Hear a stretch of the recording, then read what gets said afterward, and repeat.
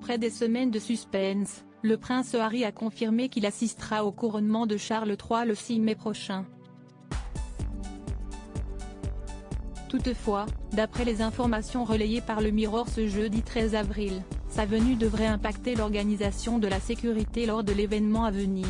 Les mesures de sécurité seront étudiées au cas par cas, a précisé Chris Philp, ministre d'État aux crimes, à la police et aux incendies du Royaume-Uni.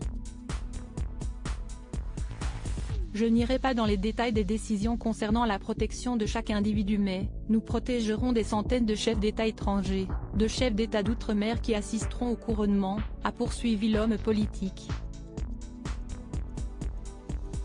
L'attention particulière portée à la sécurité du prince Harry intervient à la suite de ce que ce dernier avait écrit dans son livre controversé, Le Suppléant, paru en janvier dernier.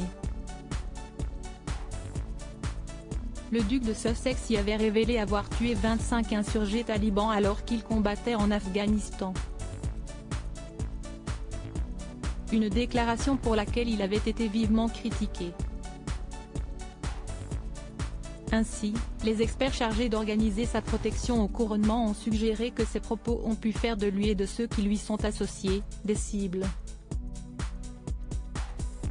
Supérieur à Prince Harry, retour sur son évolution physique. Harry en conflit avec le gouvernement depuis qu'il a abandonné ses obligations royales. Le fils de Charles III a perdu ses avantages incluant la protection policière lorsqu'il revient au Royaume-Uni. C'est dans cette optique que le prince Harry a intenté une action en justice en juillet 2022 contre le ministère britannique de l'Intérieur pour récupérer ce privilège. Il se dit gravement préoccupé par sa sécurité lors de ses futurs voyages au Royaume-Uni compte tenu de la gravité de l'enjeu pour lui et sa famille, a indiqué son avocat dans un communiqué. Depuis cette déclaration, le prince Harry doit respecter un préavis d'1 mois avant de se rendre au Royaume-Uni. Mais cette recommandation n'aurait pas satisfait l'époux de Meghan Markle.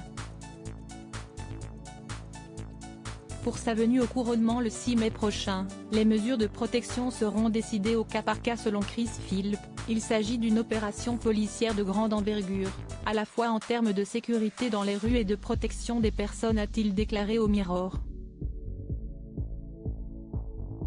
Article écrit en collaboration avec 6 médias.